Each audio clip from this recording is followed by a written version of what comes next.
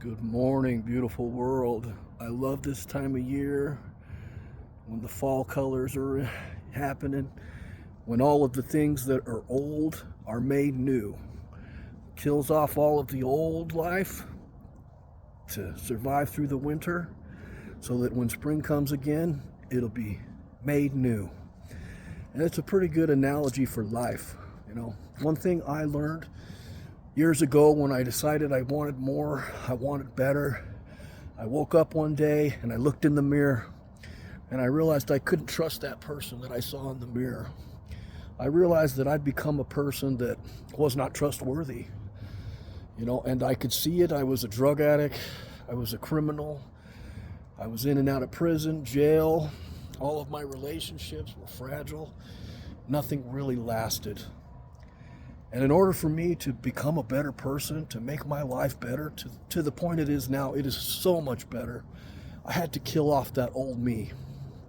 I had to kill off those old thought habits, those old action habits, and become something better. Because the truth is, you can't have a better future if you don't change what you're doing. If you continue to do what you've been doing, you're going to continue to get what you've got. And one of the greatest tools that I've learned in transforming my life and becoming a better person, because that's what it was all about. When I looked in the mirror, I realized I wanted to be a better person. I just wanted to be a good person. And honestly, when I looked in the mirror, I realized that I really wasn't a good person. I don't think I was an evil person, but I definitely wasn't as good as I would like to be.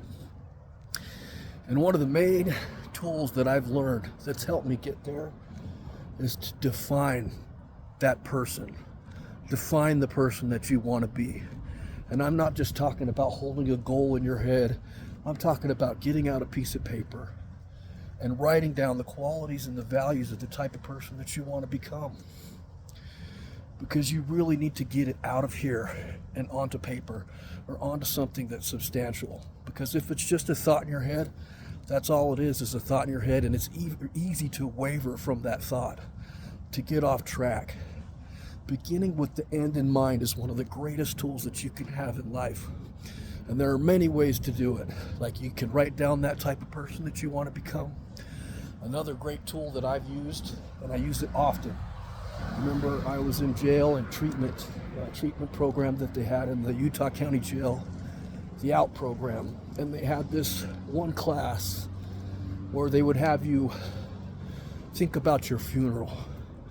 They'd have you think about what people would say when you passed away at your funeral. How you would be talked about, how you would be remembered. And that really hit home for me, because I knew at that time, if I was to pass away, my funeral would be a pity party. People would be talking about all the talents I have and the person that I could have become if I could only get over all of my issues that held me back nonstop for my whole damn life. And that's not the way I want to be remembered. So it's a good practice. If you think about, if you were to pass away today, what would people say about you at your funeral? What would the turnout be? How many people would be there talking good about you? Or would you be one of those people that they're saying, he's finally free? He's finally gotten away from his pain, from his addiction.